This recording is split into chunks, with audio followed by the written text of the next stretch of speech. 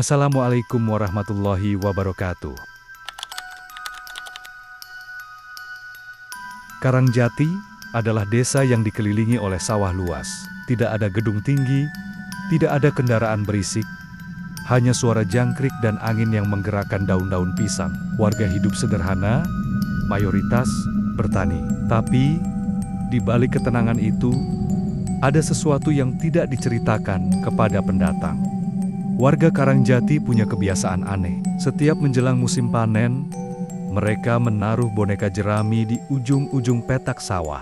Boneka itu bukan seperti orang-orangan biasa. Bentuknya tinggi, kurus, kepala bundar tanpa wajah, hanya 2 lubang hitam yang dibuat dari sabut kelapa. Tangan-tangannya panjang, dengan jari-jari dari batang singkong kering. Dan yang paling aneh, di tiap boneka selalu digantungkan kalung janur kuning dan seutas tali hitam di lehernya. Tidak ada yang berani menatap langsung boneka itu terlalu lama. Anak-anak dilarang bermain dekat sawah saat senja. Bahkan petani sendiri, kalau lewat malam-malam, memilih membungkuk atau pura-pura tidak melihat. Namun, keanehan ini tidak dirasakan oleh Rama, seorang mahasiswa semester akhir dari kota yang datang ke Karangjati untuk menyusun skripsi tentang pola tanam di daerah pedesaan. Ia tinggal di rumah Pak Wiryo, kepala dusun, seorang pria tua yang ramah, tapi jarang bicara jika ditanya soal sawah di timur desa. Kalau mau ambil data, silakan di sawah sebelah barat saja, ujar Pak Wiryo saat Rama minta izin masuk ke petak sawah timur yang penuh boneka jerami. Kenapa, Pak? Pak, kan sawah itu luas dan lebih dekat ke jalan utama. Pak Wiryo tidak menjawab. Ia hanya berkata singkat, "Bukan tempat orang kota, Mas Rama." Tentu saja Rama tidak puas. Semakin dilarang, semakin penasaran. Maka keesokan harinya, saat matahari belum tinggi, ia menyelinap ke petak sawah yang dimaksud. Langkahnya pelan. Rumput masih basah oleh embun. Suara ayam dari kejauhan bercampur dengan desir angin pagi. Dan di ujung petak itu, berdirilah satu boneka jerami yang lebih tinggi dari yang lain. Diam, menatap lurus ke sawah yang kosong. Rama berhenti. Ada sesuatu yang membuat dadanya berat, tapi ia tetap berjalan, mendekati boneka itu. Ia mengeluarkan kamera dari ranselnya, lalu menyalakan mode potret. Saat lensa membidik wajah jerami itu, Rama mendadak merasa dingin. Entah mengapa, lubang mata boneka itu terasa seperti menatap balik. Ia menatapnya. 1 detik, 2 detik, 3 detik. Ada suara, seperti jerami yang bergerak sendiri.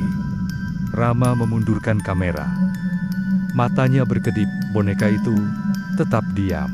Tapi entah bagaimana, posisi tangan boneka itu sedikit berubah. Sekarang, ujung jarinya mengarah ke Rama. Ia tertawa kecil, mungkin angin, mungkin perasaan. Ia pun kembali ke rumah Pak Wiryo. Namun, sejak saat itu, Rama mulai merasa ada yang mengikutinya. Setiap malam, suara gesekan seperti jerami terdengar dari luar jendela kamarnya. Setiap pagi, tanah di bawah jendelanya seperti terinjak. Di depan pintu rumah Pak Wiryo, berdiri satu boneka jerami yang sama persis dengan yang ia potret kemarin. Namun kali ini, lubang matanya mengeluarkan serpihan arang dan jari-jarinya menunjuk langsung ke wajah Rama. Rama berdiri mematung di depan pintu. Boneka jerami itu berdiri tak jauh dari teras. Rumah Pak Wiryo, tubuhnya sedikit condong ke depan, seperti sedang melangkah. Lubang matanya yang hitam menganga tak berpupil, tapi terasa hidup. Dan jari-jarinya masih menunjuk lurus ke wajah Rama.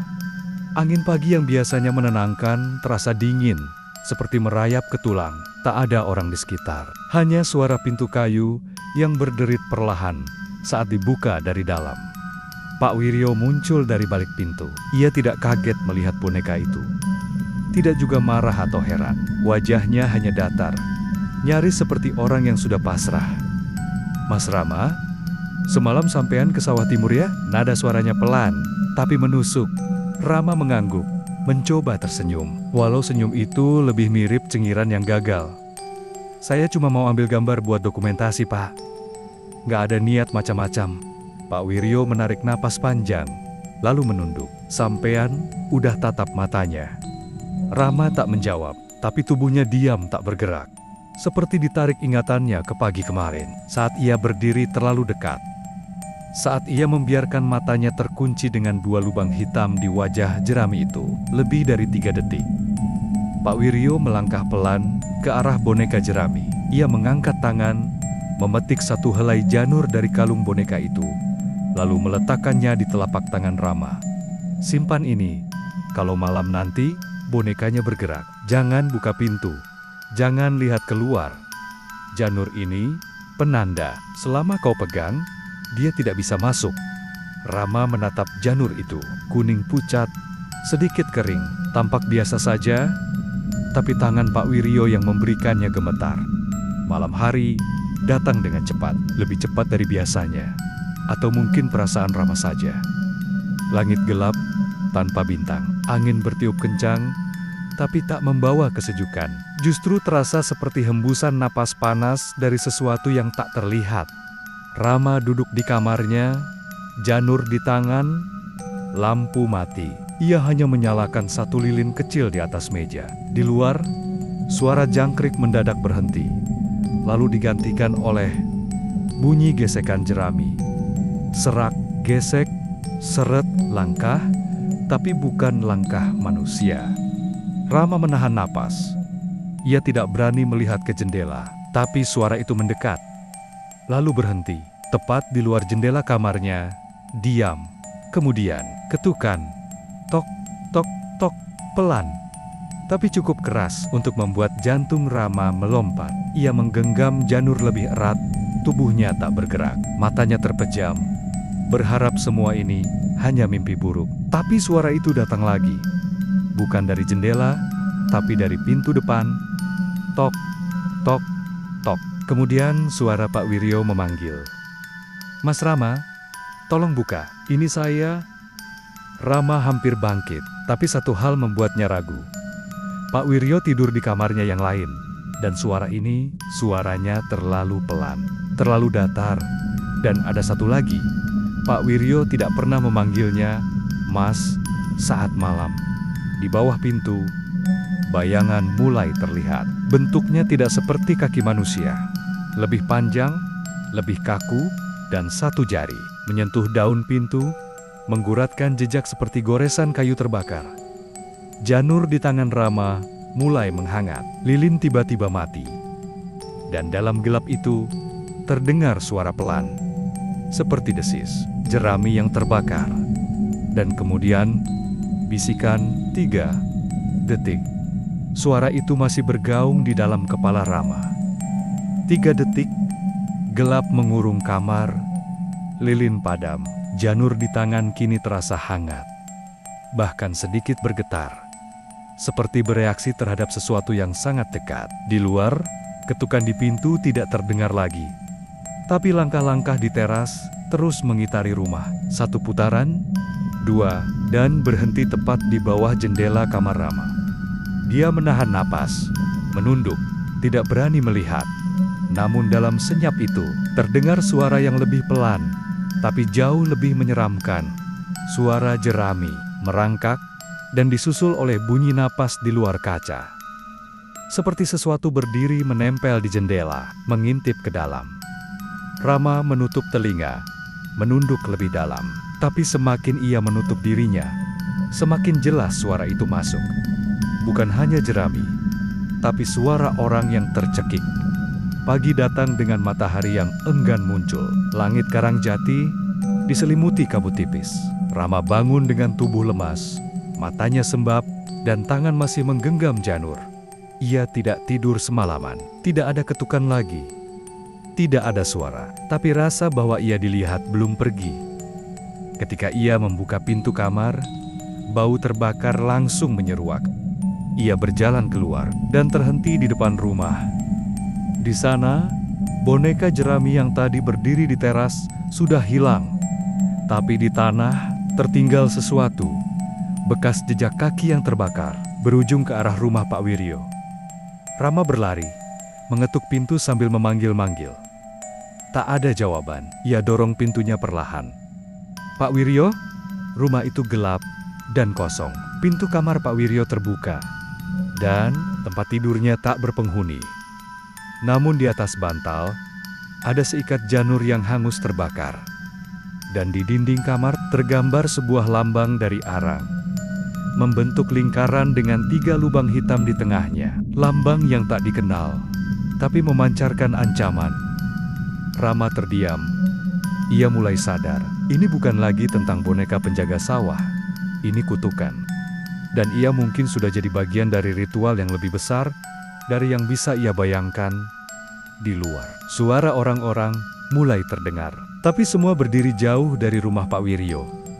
Beberapa warga hanya menatap Rama dari kejauhan. Lalu salah satu dari mereka, perempuan tua dengan rambut penuh uban, datang mendekat dan menyodorkan sesuatu ke tangan Rama. Kepingan kelapa hitam berlubang 2, mata itu sudah memilihmu. Sekarang giliranmu tahu kenapa kami tidak pernah menatapnya. Rama hanya menggenggam benda itu sambil menggigil. Dan di kejauhan sawah timur, satu boneka jerami berdiri sendiri. Tubuhnya bergetar perlahan seiring angin, tapi tidak ada angin hari itu. Rama menggenggam kepingan kelapa hitam berlubang 2. Permukaannya kasar, berbau hangus, dan lubangnya pas seukuran mata manusia. Tapi yang membuat tubuhnya dingin bukan benda itu, melainkan kalimat perempuan tua yang baru saja berlalu meninggalkannya. Mata itu sudah memilihmu. Ia menatap kepingan itu lagi.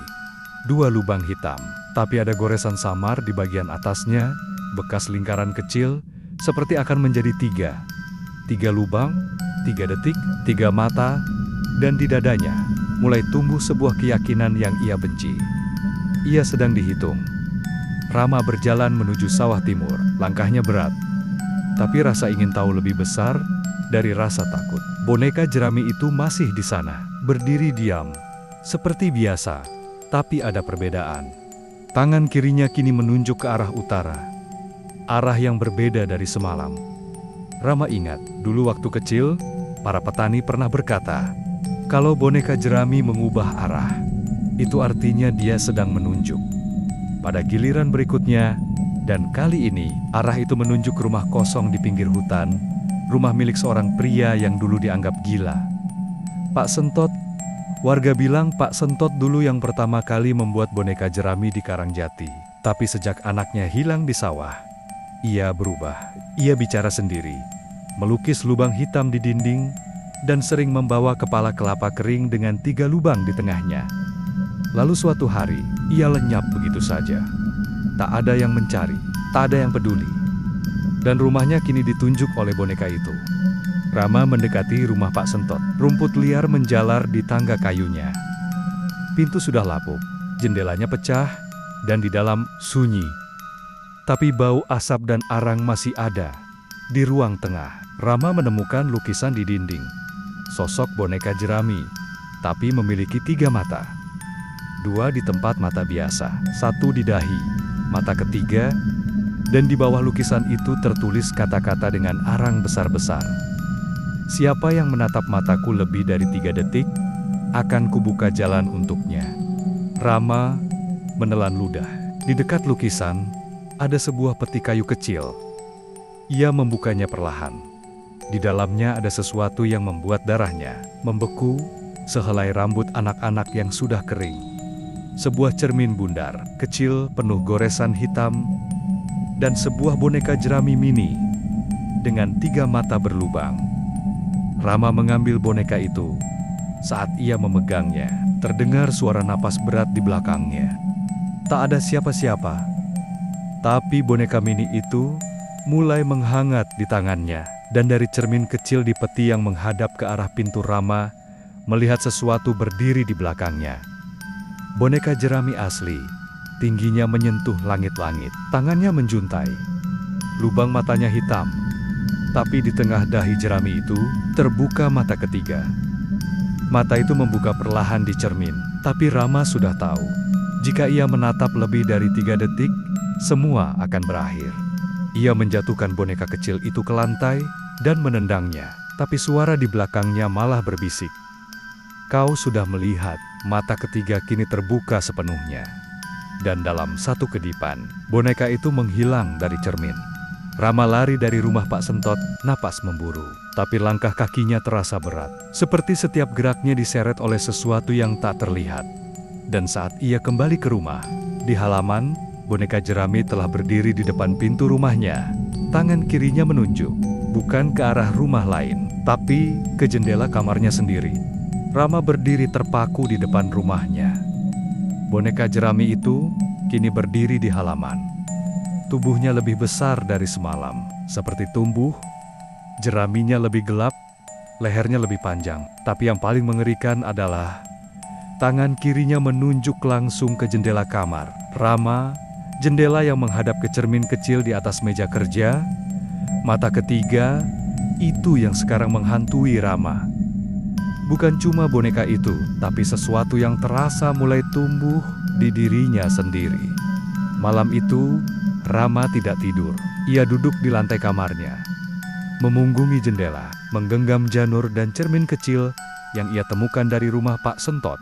Tiba-tiba, cermin itu mulai berembun dari dalam.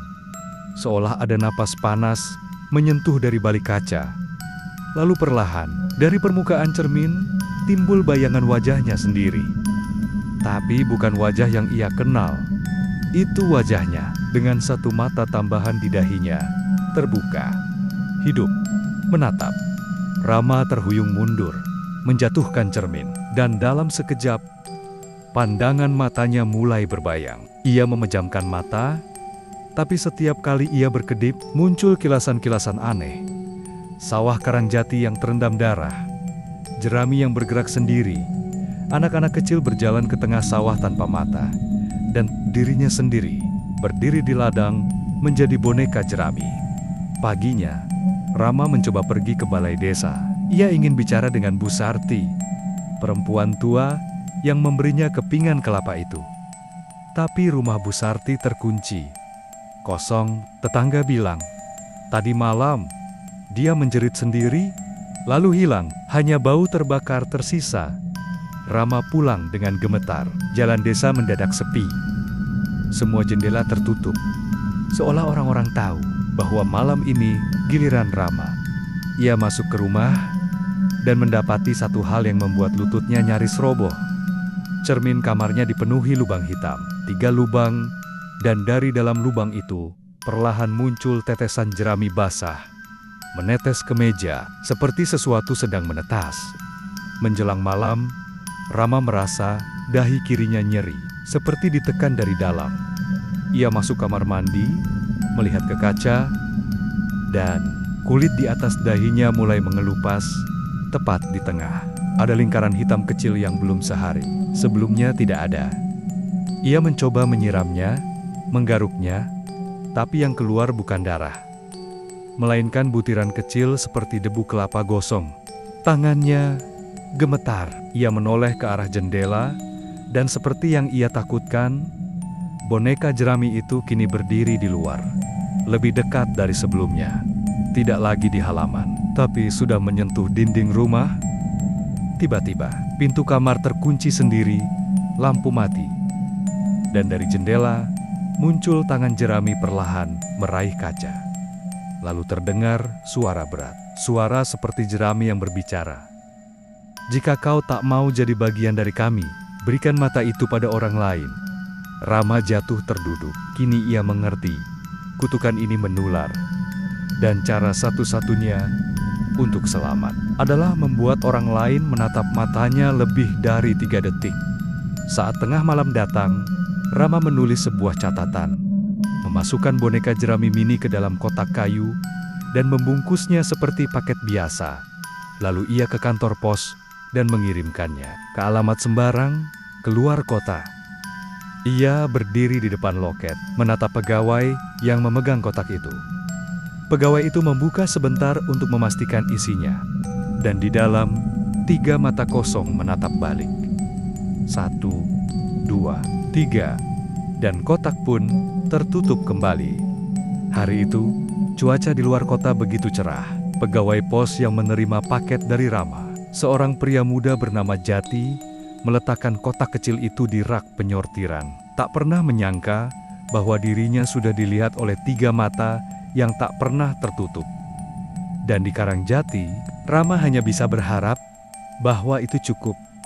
Cukup untuk memutus rantai, cukup untuk mengalihkan perhatian boneka jerami itu pada orang lain.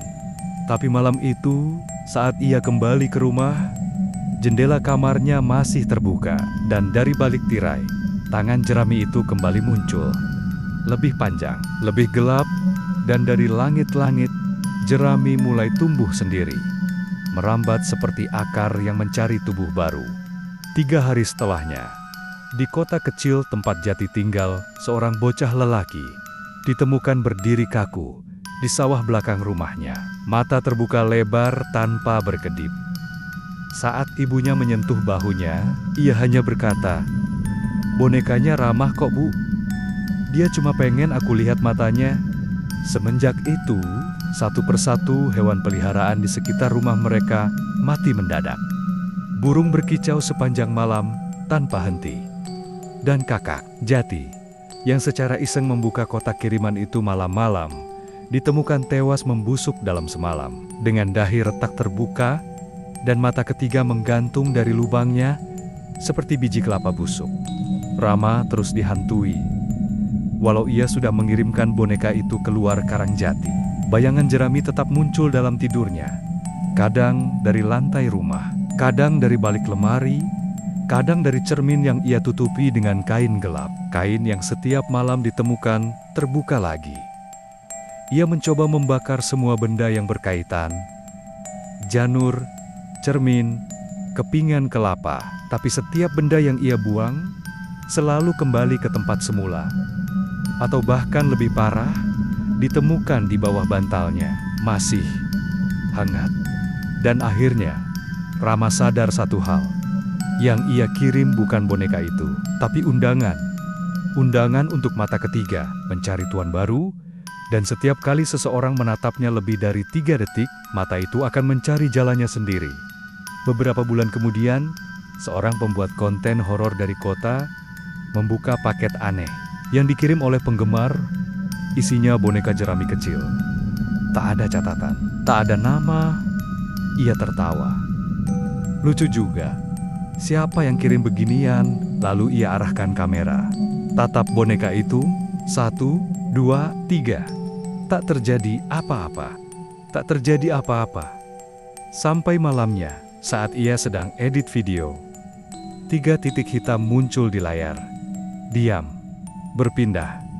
Lalu menyatu membentuk 3 mata. Dan dari balik monitornya, tangan jerami menjulur keluar perlahan. Sambil berbisik, "Lihat aku." Peringatan. Boneka itu masih berkeliaran. Ia tak butuh tempat. Ia hanya butuh pandangan yang cukup lama. Dan begitu kau tatap matanya, lebih dari 3 detik, ia akan menemukanmu. Bukan lewat ladang, tapi lewat layar, kaca, atau mimpi. Karena sekali kau melihatnya, mata ketiga akan tumbuh di kepalamu.